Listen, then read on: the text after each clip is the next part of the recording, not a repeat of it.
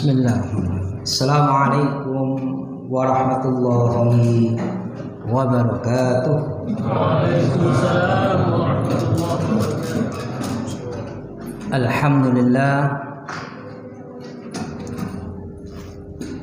Alhamdulillahilladzi anzala ni'amahu zahiratan wa batinah.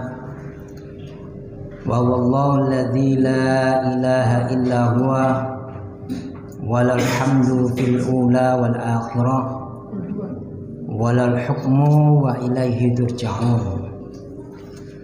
Asyhadu an la ilaha illallah wahdahu la syarika lah wa asyhadu anna Muhammadan abduhu wa rasuluh la nabiyya ba'dah.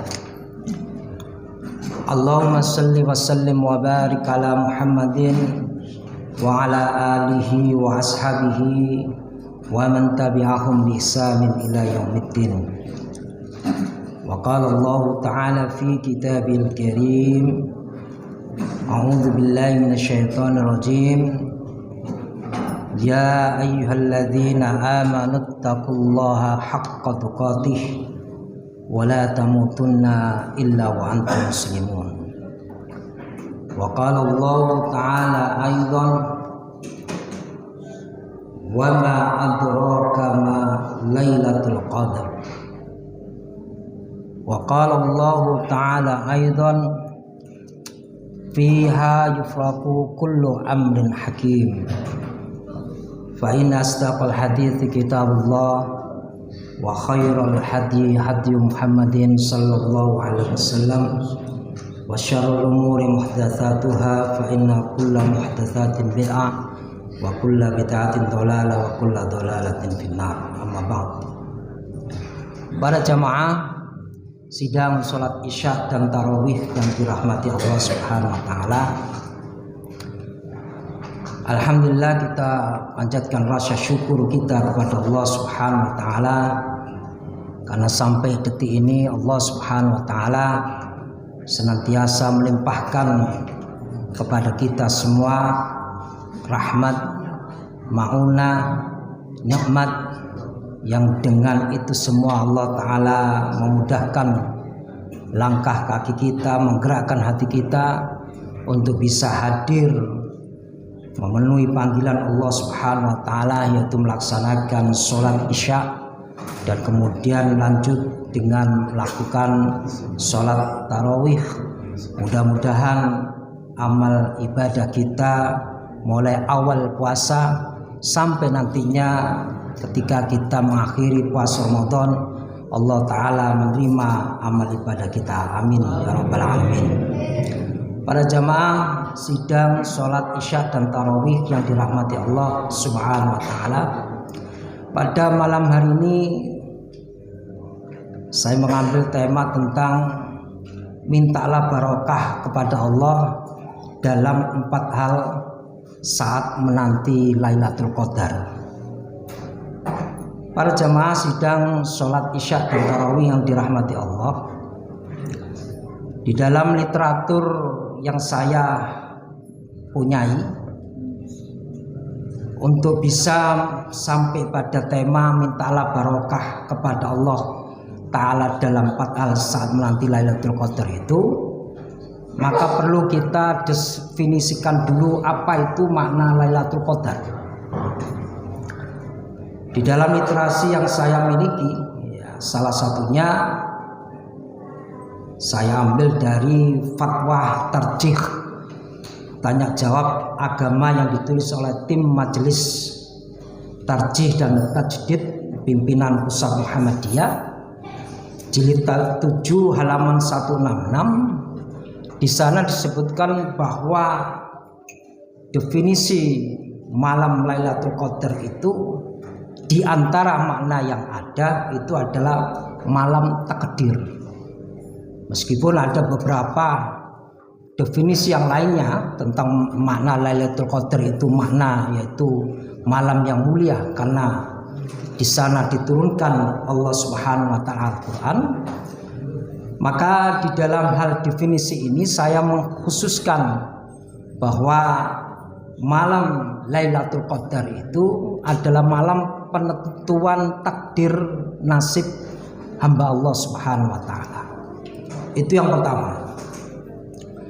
Kemudian yang kedua,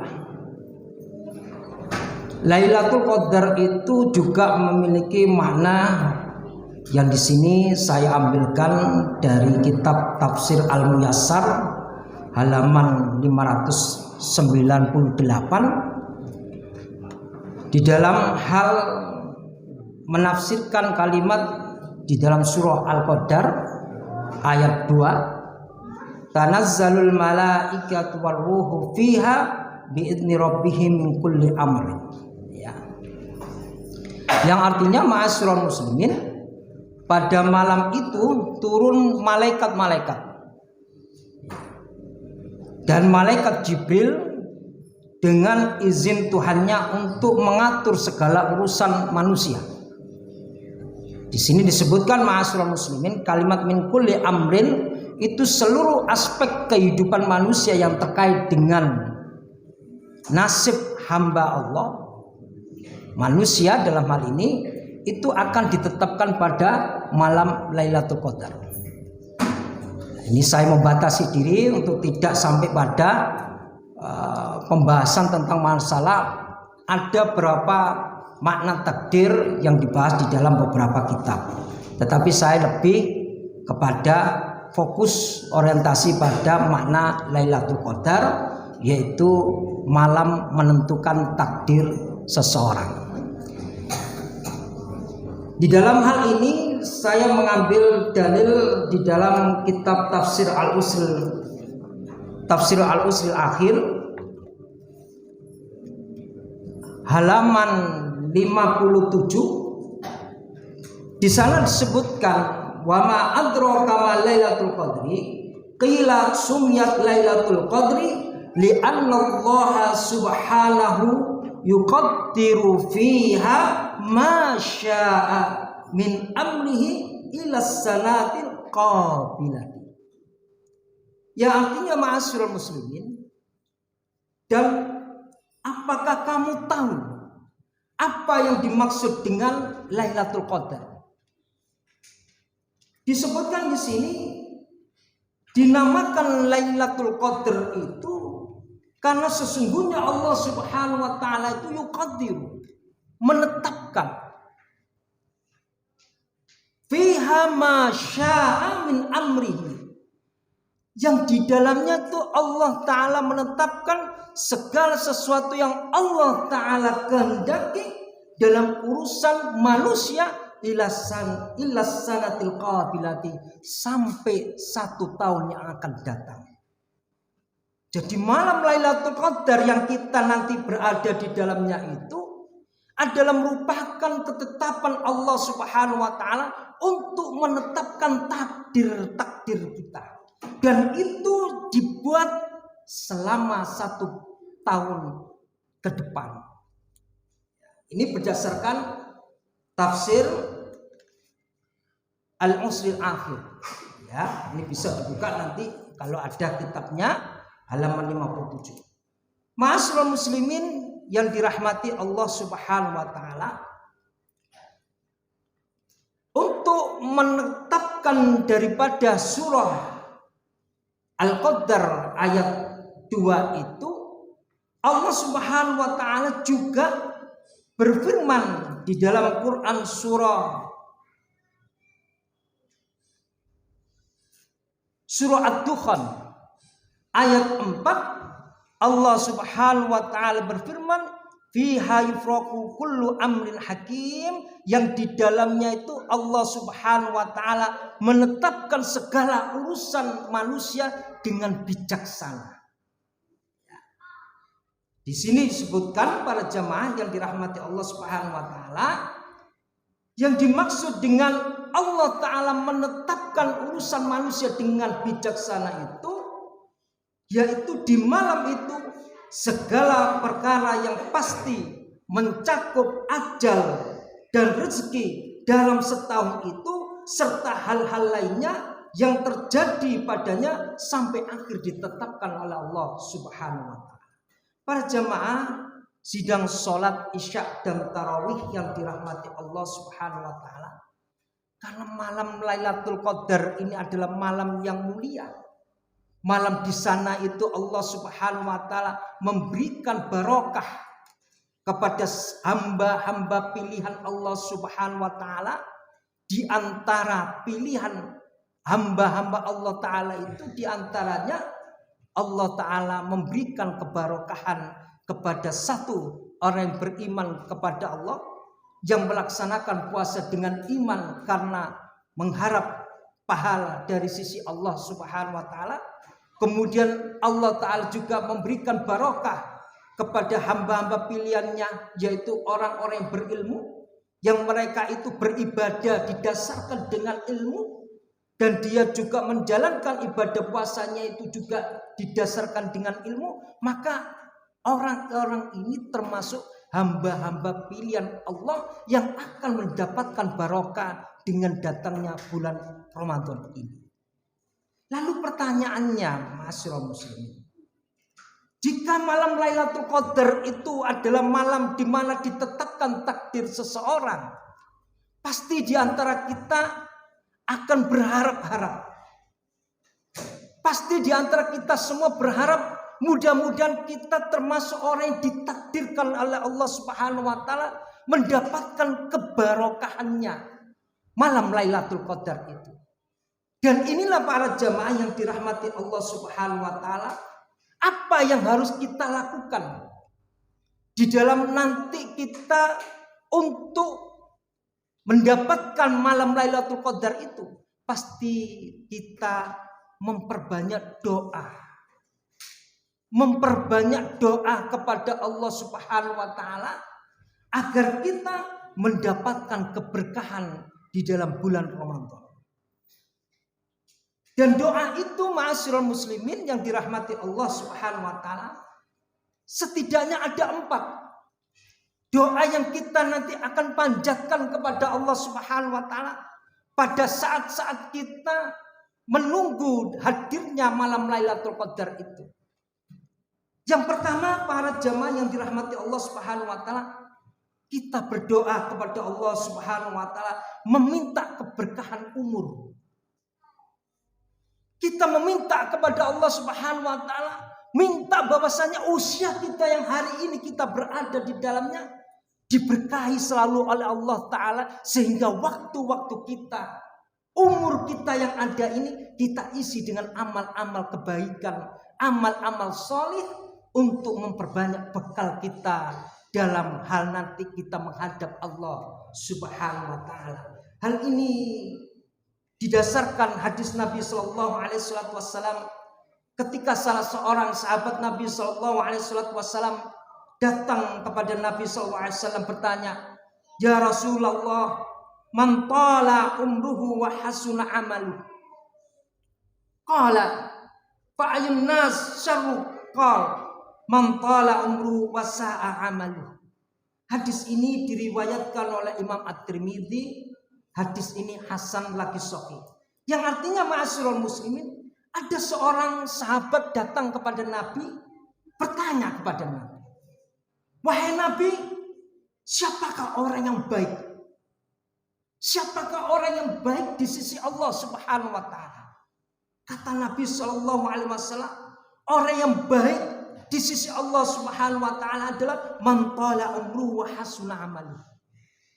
Barang siapa orang yang dipanjangkan Allah taala umurnya, lalu di dalam mengisi umur yang ada itu dia isi dengan amal-amal kebaikan.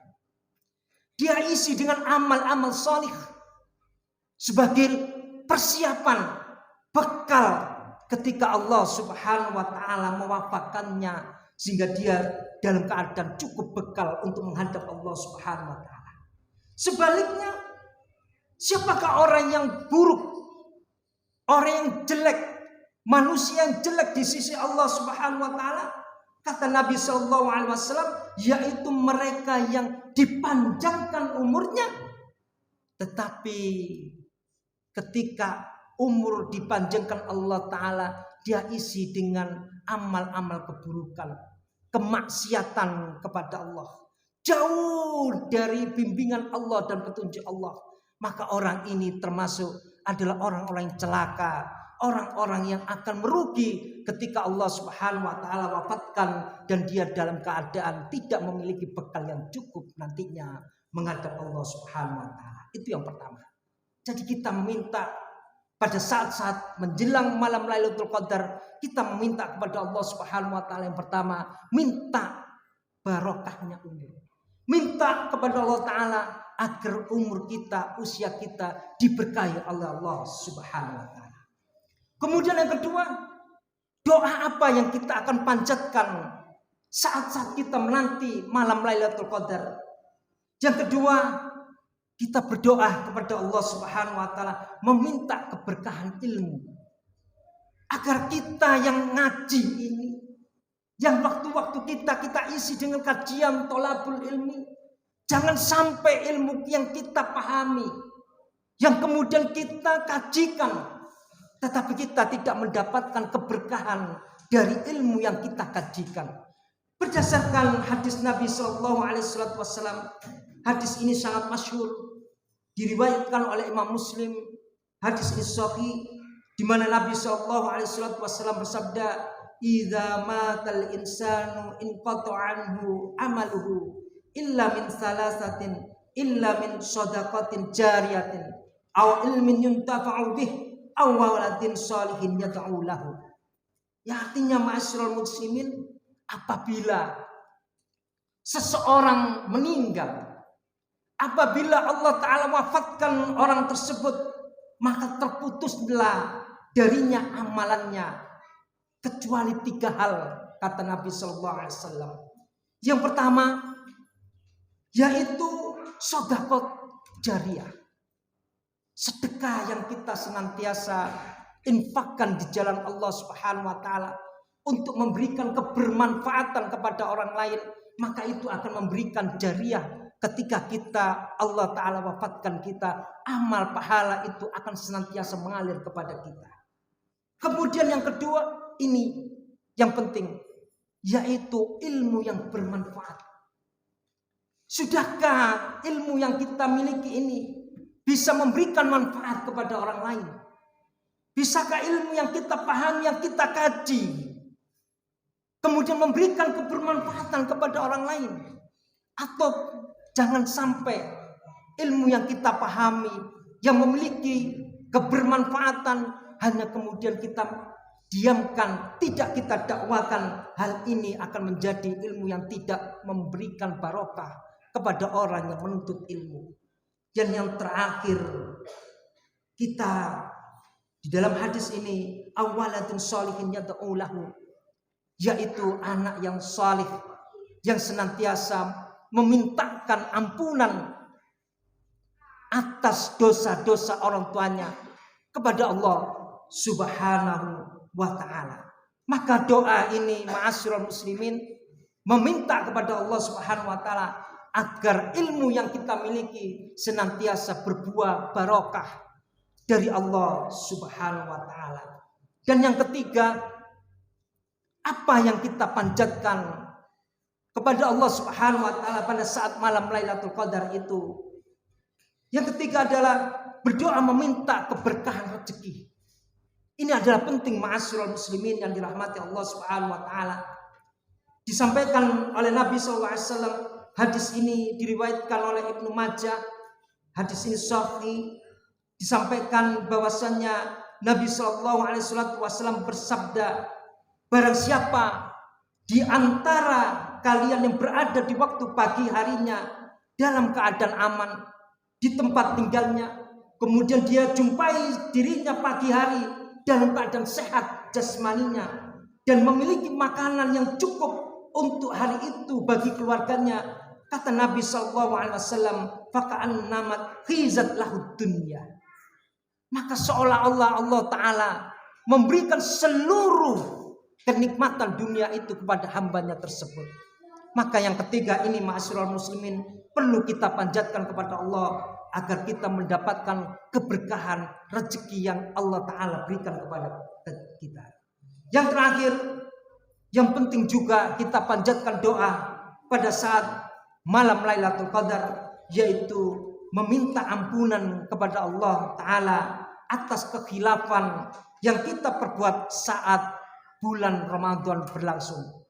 Hal ini didasarkan hadis Nabi Sallallahu Alaihi Wasallam dari Imam At-Tirmidzi. Hadis ini hasan lagi sahih, di mana Nabi Sallallahu Alaihi Wasallam pernah ditanya oleh Bunda Aisyah radhiyallahu anha, ya Rasulullah, ara'aitu in alimtu ay lailatul qadr ma aqulu fiha, qala qawli Allahumma innaka afuwun tuhibbul afwa fa'fu anni. Kata Aisyah pernah bertanya kepada Nabi SAW, wahai Rasul, manakala aku menjumpai malam Lailatul Qadar, apa yang aku akan ucapkan pada saat itu? Maka Nabi SAW menyampaikan jawaban kepada Aisyah, hendaklah engkau berdoa, Allahumma innaka afuwun tuhibbul afwa fa'fu anni. Ya Allah, engkau maha memberikan maaf dan engkau suka memberikan maaf dan menghapus kesalahan-kesalahan. Karenanya maafkan aku, hapuslah dosa-dosaku. Ma'asyiral muslimin yang dirahmati Allah Subhanahu wa taala, maka dalam kesempatan yang berbahagia ini, bulan Ramadan yang sudah hampir masuk pada pertengahan bulan ini, mari kita jadikan momen yang penting bagi kita. Bulan Ramadan yang sebentar lagi kita akan memasuki malam 10 malam terakhir, mari kita perbanyak doa-doa kita kepada Allah Subhanahu wa taala. Artinya kita meminta kepada Allah akan keberkahan dengan datangnya bulan Ramadan terhadap kita. Mudah-mudahan kita semua menjadi hamba-hamba Allah Ta'ala yang diberikan barokah atas hadirnya bulan Ramadan yang kita masuk di dalamnya tahun ini. Amin ya rabbal alamin. Aqulu qouli hada wastaghfirullahi wa lakum innahu wal ghafurur rahim. Nasrun minallahi wa fathun qarib. Assalamualaikum warahmatullahi wabarakatuh.